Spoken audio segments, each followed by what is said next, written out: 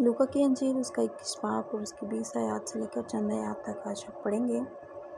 फिर जब तुम यरूशलेम को फौजों से घिरा हुआ देखो तो जान लेना कि उसका उजड़ जाना नज़दीक है। उसने उस वक्त जो यहूदा में हो पहाड़ों पर भाग जाए, और जो यरूशलेम के अंदर हो बाहर निकल जाए, और जो देहात में हो शहर में ना जाए, क्योंकि ये इंतकाम के दिन होंगे जिनमें सब कौमें सब बातें जो लिखी हैं पूरी हो जाएंगी।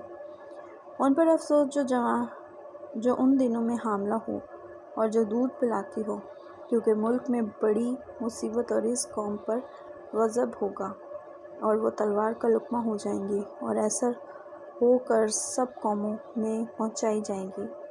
और जब तक गैर कौमों की मियाद पूरी ना हो यरूशलेम गैर कौमों से पामाल होता रहेगा, और सूरज और चाँद और सितारों में निशान ज़ाहिर होंगे, और ज़मीन पर कौमों को तकलीफ़ होगी, क्योंकि वो समुंदर और उसकी लहरों के शोर से घबरा जाएंगे और डर के मारे, और ज़मीन पर आने वाली बलाओं की राह देखते देखते लोगों की जान में जान न रहेगी, इसलिए कि आसमान की कुव्वतें हिलाई जाएंगी। उस वक्त लोग इब्ने आदम की कुदरत और बड़े जलाल के साथ बादल में आते देखेंगे, और जब ये बातें होने लगें तो सीधे होकर सर ऊपर उठाना, इसलिए कि तुम्हारी मखलसी नज़दीक होगी।